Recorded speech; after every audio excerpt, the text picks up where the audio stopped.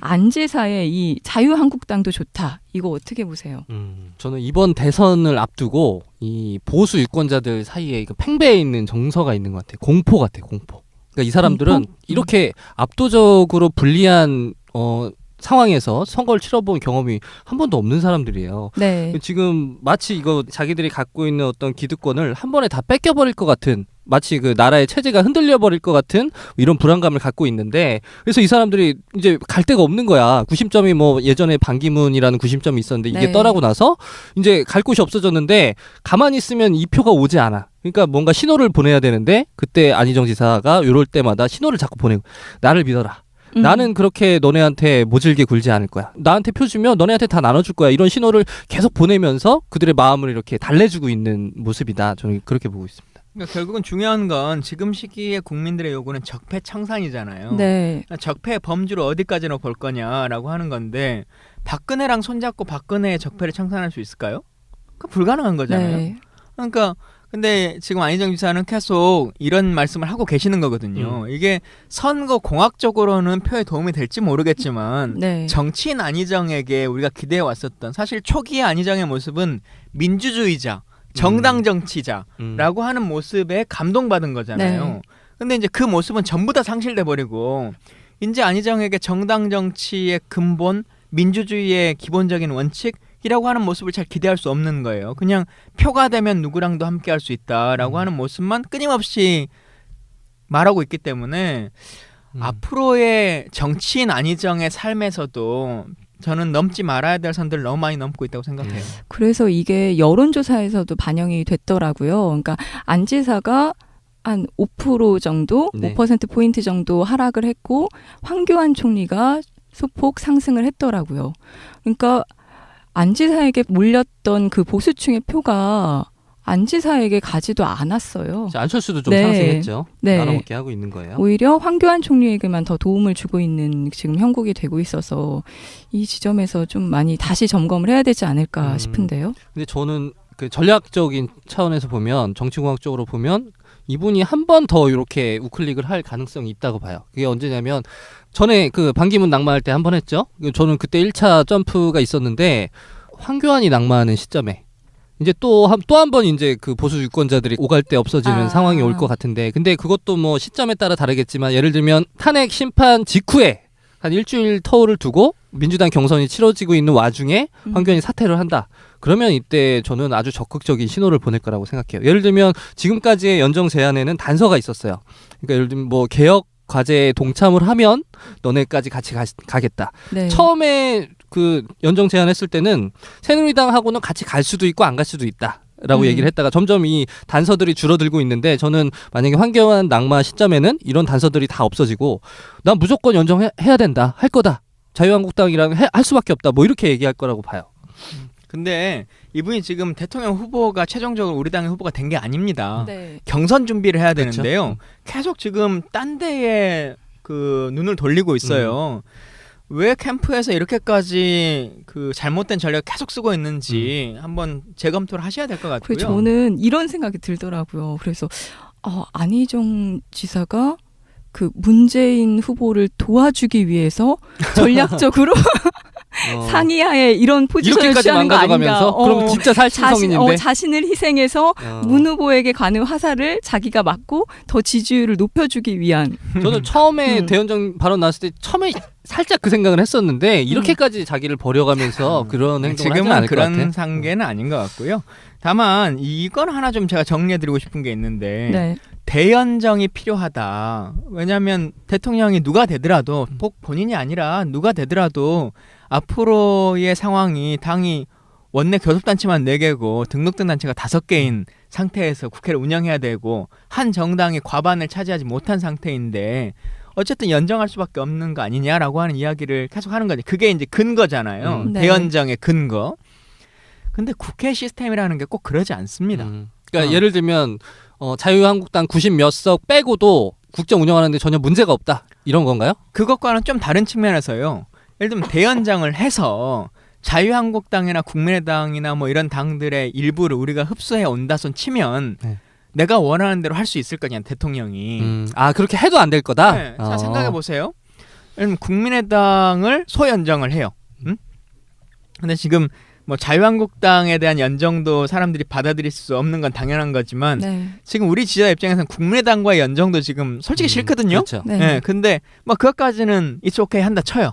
그래서 연정을 해. 그럼 연정한다는 건 결국은 뭐예요? 장관 자리 한두 개 준다는 거잖아요. 네. 총리 줘야지 뭐. 아니, 총리를 주든 장관 네. 자리 한두 개를 주든 그럼 장관 자리 한두 개가 갔어요. 그러면은 국민의당의 의석이 한 30명이 넘는데 38석인가요? 30명인데 장관으로 한 2명이 갔어. 네. 그럼 나머지 28명은 아이고 이제 우리도 장관 2자리 얻었으니까 아무 말 안 하고 법안 통과에 다 동의해줘야지. 이 행정부가 하자는 대로 다 거수기처럼 따라가야지 라고 할 것 같아요? 국회의원들이?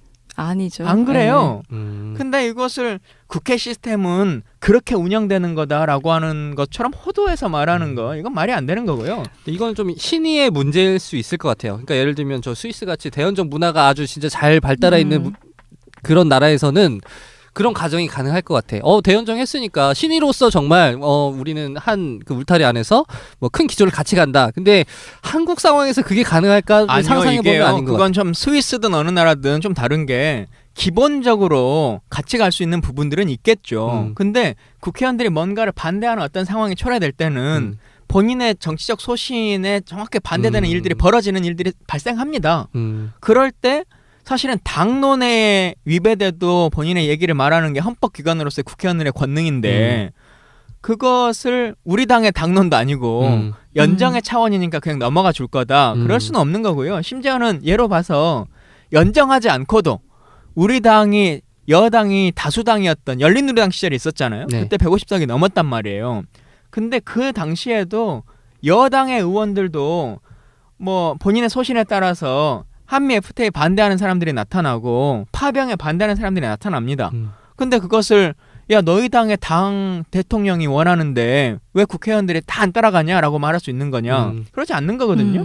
그런 점에서 보면 저는 어쨌든 대연정 이런 게 가능하려면 또 이 얘기를 하게 되는데 정당 정치가 기반이 되면 뿌리가 깊으면 가능하다고 생각을 해요. 근데 지금처럼 맨날 자기들의 그 이익에 따라서 이합집산을 이렇게 오가는 정당이 생겼다 없어졌다 매일 이름도 바뀌고 이 상황에서는 과연 의원님 말씀하신 것처럼 개인별로의 행동을 하게 되는데 의미가 있느냐에 아니 저는 있어서 근데 좀 다른 네. 의미인데요. 그게 과연 네. 정당 정치인 거냐라고 네. 하는 것과는 다른 거죠. 그러니까 그 당론에 따르지 않는 어떤 소신 표결 뭐 네. 이런 거는 늘 존재하는 것인데 네. 그런 것까지 어떻게 연정으로 커버할 수 있니? 그런 건 안 되죠. 그거는 연정에서 안 되는 게 아니라 그냥 당론 자체가 네, 성립이 안 맞아요. 된다고 보는 네. 게 맞는 것 같고 저는 연정의 순기능은 분명히 있다고 봐요. 네. 그렇게 그 뭔가 갈등을 봉합하고 이렇게 극한의 그러니까 갈등으로 치닫지 않는 정당 간에 연합을 하는 것은 여러 단계가 있죠. 우리가 그렇죠. 외교적으로 뭔가를 네. 맺을 때도 MOU도 맺고 뭐 어그리먼트도 맺고 네. 협약도 맺고 하는 거잖아요.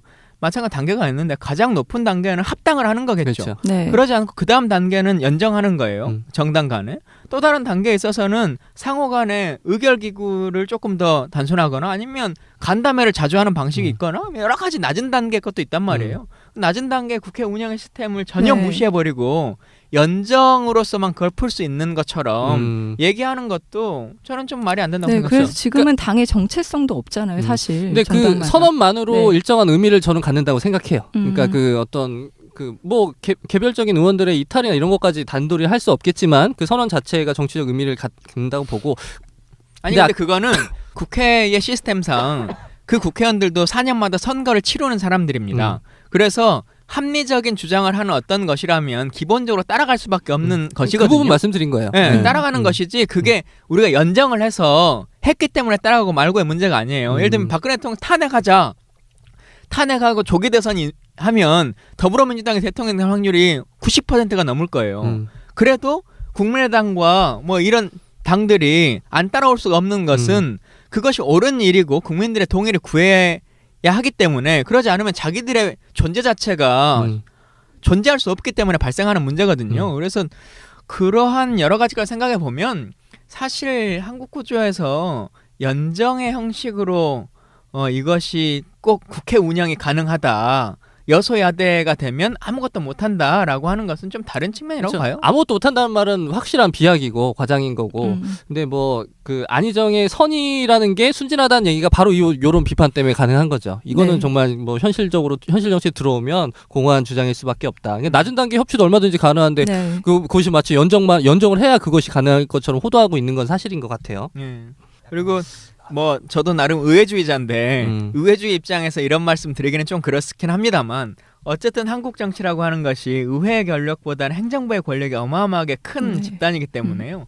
세월호법 보세요. 국회가 법 만들어도 행정부가 시행령 만들어가지고 그냥 예산 안 줘버리고 싶으면 안 주고 임기 줄이고 싶으면 줄여버리고 하는 일들이 벌어지잖아요.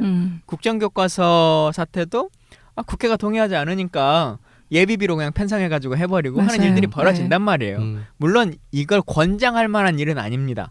4대강 파는 거, 뭐 하는 거, 자원외교 하는 거 국회 동의를 다 구하지 않아도 해버리는 일이 상황이거든요. 물론 이런 것들을 고쳐나가야 되는 것이지만 대통령이 그 모든 것들이 다 불가능하다라고 계속 국민들에게 말하는 것도 저는 현실 정치와는 좀 맞지 않다고 생각해요. 그러니까 아까 그 한국에서 연정이 어려울 거다라는 비판 중에 하나가 일단 그 정치인들끼리 이걸 뭐 이합집산해서 결정할 수 있는 문제가 아닌 거죠. 왜냐하면 그 정당은 지지자들이 있어서 존재하는 건데 예를 들면 뭐 국민의당이 무슨 연정을 하고 싶어한다. 그럼 그거는 국민의당 지지자들이 그 연정에 찬성할 때 가능한 거거든요. 네. 근데 지금 중요한 거는 과연 지금 거대 야당인 민주당 지지자들이 연정에 찬성하느냐 이 문제거든요.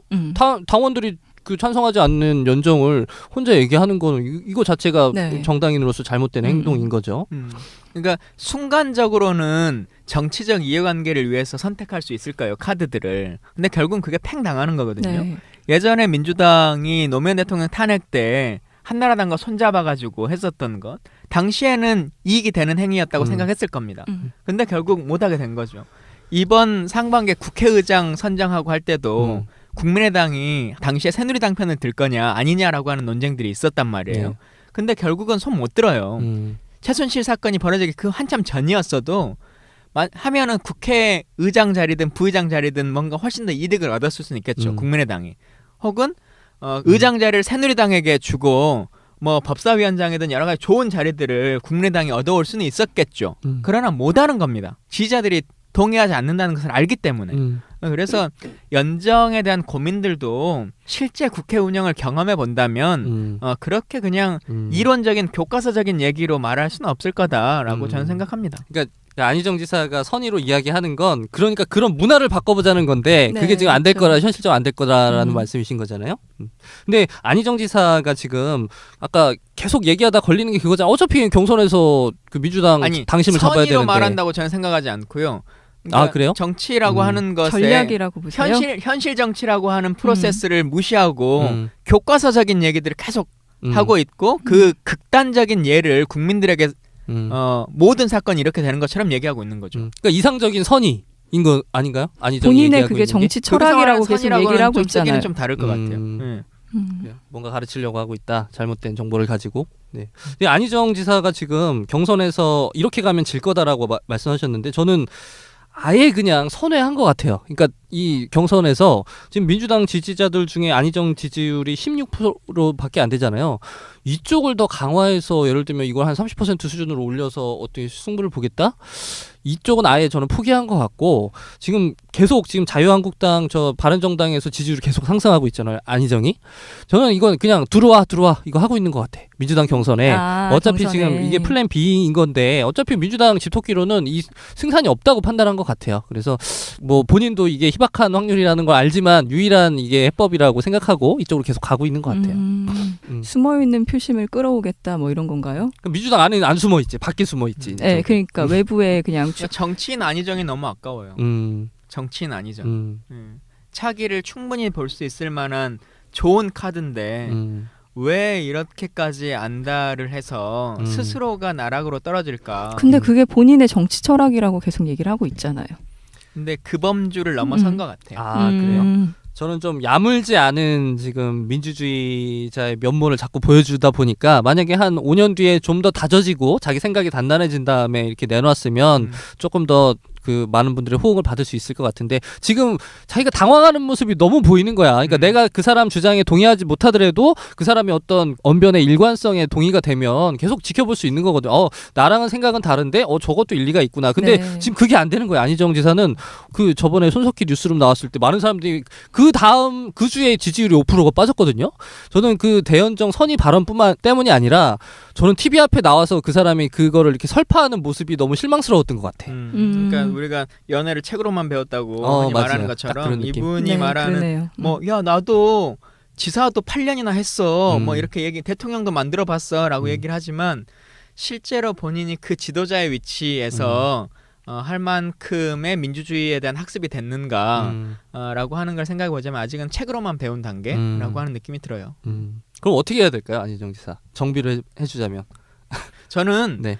이분이 민주주의자로서의 그리고 정당주의자로서의 초심으로 돌아가야 된다고 생각해요. 네. 초심이라면 어떤 초심인 거죠? 지금은 정당주의라고 하는 것도 전부 다 훼손하고 있는 거잖아요. 편집장이 말한 것처럼 이 당에 내가 30년 못 박았다라고 하는 걸로 처음에 시작했는데 이 선거에 내가 이기기 위해서 자유당이든 바른정당이든 들어오십시오라고 하는 것들을 말하고 있는 거잖아요. 이게 과연 정당 정치의 근본을 하고 있는 거냐. 그리고 정치라고 하는 것, 민주주의라고 하는 것은 지금 이 시기에 혁명적으로 뭔가를 하는 것이 아니라 사람들과 함께 설득해 나가면서 시간을 갖고 바꿔나가겠다라고 하는 절차의 문제를 하는 것인데 이분이 절차로 봐도 지금 대통령이 되지 않더라도 예를 들면 문재인이 떠나고 난 자리, 문재인이 청와대로 들어가 버리면 친노의 사람들이 선택할 수 있는 카드로서는 아주 좋은 카드잖아요. 그렇죠. 그러면 그대로 물려받아서 다음 전당대회 때 당대표도 될 수 있고 뭐도 할 수 있고 하는 여러 가지 상황, 그리고 현실 정치를 좀 더 체험하기 위한 뭐 장관으로서의 업무도 좀 쌓고 하는 성장시킬 수 있는 기회인데 지금은 우리 당의 지지자들을 계속 등을 돌리게끔 만드는 상황을 초래하고 민주주의를 한 판에 해결하려고 하는 이 모습을 보이기 때문에, 그리고 민주주의의 정치인들은 김대중 대통령 말처럼 반보만 앞서가는 사람이지 무슨 선동꾼이 아니거든요. 근데 나의 발언이라고 하는 것을 따라오지 못하는 사람들에 대해서 계속적으로 문제 제기를 하고 있는 이 모습들도 별로 아름다운 모습은 아니라고 생각해요. 그래요. 그러면 다음은 더 어려워졌다, 이렇게 되겠네요. 저는 갈수록 더 어려워지고 있는 길이라고 생각해요. 그냥 느낌으로는 지지율이 올라가니까 뭔가 되는 것 같지만 결국은 우리 지지율이 올라야 되는데 이러다가 경선 결과가요, 진짜 이재명 시장의 반도 안 나오는 상황이 초래되면 지금 이분 그 겉으로 보여지는 것에만 지금 빠져가지고 실제 조직 가동이나 뭐 이런 표를 얻는 거나 이런 것들이 좀 완전 뒤처지고 있는 거잖아요. 이런 모습을 봤을 때 실제 문재인 후보가 예를 들면 55에서 60% 얻고 이재명 시장이 25% 정도를 얻고 안희정 지사가 10%대 이렇게 머물러 버린다면 진짜 차기도 없어지는 상황을 초래할 겁니다. 그리고 바른정당이나 뭐 이런 데서 지금은 조금씩 그 제스처를 취할 수 있을지 모르겠지만 거기에도 후보가 정해지거나 거기 선거가 시작되면 거기에 관심 있지 그 당 사람들이 우리 당 선거에 관심 있겠어요? 맞아요. 근데 그 호응이라는 측면에서 자유한국당이 뭔가 액션은 취할 수는 있을 것 같아. 예를 들면 탄핵 인용되고 나서 황교안 출마 포기하고 나서 지금 계속 주문하고 있는 거잖아요, 안희정이. 너네 개혁한다고 약속하면 너네랑 같이 손잡을게 라고 하고 있는데 지금 답이 없는데, 저는 황교안 낙마하고 나면 자유당에서 쇄신책을 막 보여주면서 여기 호응할 수도 있을 것 같아. 근데 아니 그렇게 해서 안희정 지사가 그 당의 후보가 된다면 모르겠어요. 그 당의 후보가 된다면. 근데 네. 지금 상황에서 우리 당의 경선 룰을 바꿔가지고 그 사람들과 연정하겠다. 그러니 사실상 당대당으로서 그 당원들이 전체 다 와서 투표하라, 이렇게 될 겁니까? 그렇게 되는 아니잖아요. 거죠. 그러니까 자유당이 그렇게 한다면 자기 당원들한테 메시지를 주는 거지. 안희정 지지하는 거죠, 그렇게 되면. 그러니까 좀 그거는 자유한국당에 자기 후보를 내지 않을 때 가능한 거죠. 제가 네. 아니면 내되 정말 의미 없는 군소 후보를 내거나. 그 정당으로서 그 100석이 넘는 정당을 의석을 가지고 있는 정당이 선택할 수 있는 카드는 못 되는 거죠. 그리고 상이하에 이런 포지션을 이렇게까지 취하는 거 아닌가. 망가져가면서 그럼 진짜 살신성인인데 자신을 희생해서 문 후보에게 가는 화살을 자기가 맞고 더 지지율을 높여주기 위한. 저는 처음에 대연정 발언 나왔을 때 처음에 살짝 그 생각을 했었는데 이렇게까지 자기를 버려가면서 그런 행동을 하지 지금은 않을 것 그런 같아. 상계는 아닌 것 같고요. 다만 이건 하나 좀 제가 정리해드리고 싶은 게 있는데 네. 대연정이 필요하다. 왜냐하면 대통령이 누가 되더라도 꼭 본인이 아니라 누가 되더라도 앞으로의 상황이 당이 원내 교섭단체만 4개고 등록된 단체가 5개인 상태에서 국회를 운영해야 되고 한 정당이 과반을 차지하지 못한 상태인데 어쨌든 연정할 수밖에 없는 거 아니냐라고 하는 이야기를 계속 하는 거지. 그게 이제 근거잖아요. 네. 대연정의 근거. 근데 국회 시스템이라는 게 꼭 그러지 않습니다. 그러니까 예를 들면 자유한국당 90몇 석 빼고도 국정 운영하는데 전혀 문제가 없다 이런 건가요? 그것과는 좀 다른 측면에서요. 예를 들면 대연정을 해서 자유한국당이나 국민의당이나 뭐 이런 당들의 일부를 우리가 흡수해 온다 손 치면 네. 내가 원하는 대로 할 수 있을 거냐 대통령이. 아 그렇게 해도 안 될 거다? 네. 자 생각해 보세요. 예를 들면 국민의당을 소연정을 해요. 응? 근데 지금 뭐 자유한국당에 대한 연정도 사람들이 받아들일 수 없는 건 당연한 거지만 네. 지금 우리 지지자 입장에서는 국민의당과의 연정도 지금 솔직히 싫거든요. 그렇죠. 네. 네. 근데 뭐 그것까지는 it's okay 한다 쳐요. 그래서 연정을 해. 그럼 연정한다는 건 결국은 뭐예요? 장관 자리 한두 개 준다는 거잖아요. 네. 총리 줘야지 뭐. 아니 총리를 주든 장관 자리 한두 개를 주든 그럼 장관 자리 한두 개가 갔어요. 그러면은 국민의당의 의석이 한 30명이 넘는데 38석인가요? 30명인데 장관으로 한 2명이 갔어. 네. 그럼 나머지 28명은 아이고 이제 우리도 장관 2자리 얻었으니까 아무 말 안 하고 법안 통과에 다 동의해줘야지. 이 행정부가 하자는 대로 다 거술처럼 따라가야지 라고 할 것 같아요? 국회의원들이? 아니죠. 안 그래요. 네.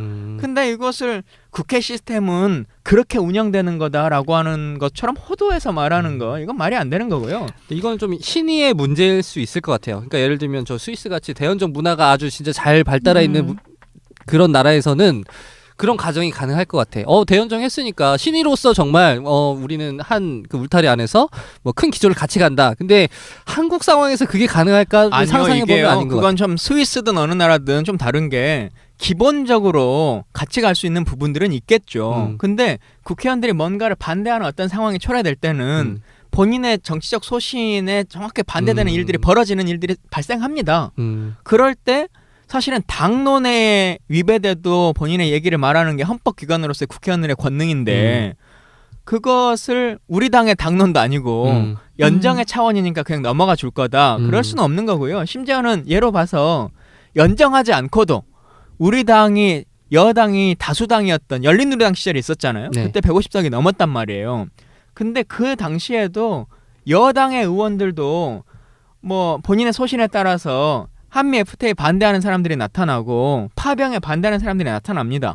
근데 그것을 야 너희 당의 당 대통령이 원하는데 왜 국회의원들이 다 안 따라가냐라고 말할 수 있는 거냐. 그렇지 않는 거거든요. 그런 점에서 보면 저는 어쨌든 대연정 이런 게 가능하려면 또 이 얘기를 하게 되는데 정당 정치가 기반이 되면 뿌리가 깊으면 가능하다고 생각을 해요. 근데 지금처럼 맨날 자기들의 그 이익에 따라서 이합집산을 이렇게 오가는 정당이 생겼다 없어졌다 매일 이름도 바뀌고 이 상황에서는 과연 의원님 말씀하신 것처럼 안지사의 이 자유한국당도 좋다. 이거 어떻게 보세요?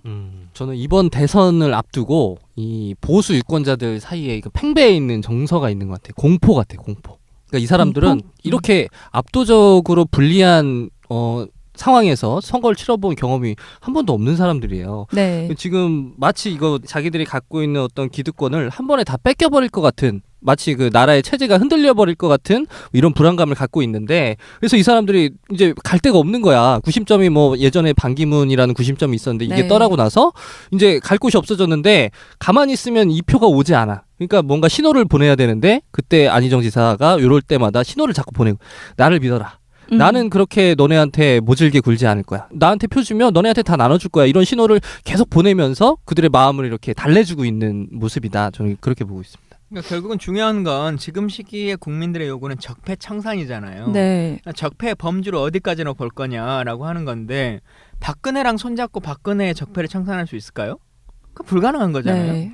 그러니까 근데 지금 안희정 지사는 계속 이런 말씀을 하고 계시는 거거든요. 이게 선거 공학적으로는 표에 도움이 될지 모르겠지만 네. 정치인 안희정에게 우리가 기대해 왔었던 사실 초기의 안희정의 모습은 민주주의자, 정당 정치자라고 하는 모습에 감동받은 거잖아요. 네.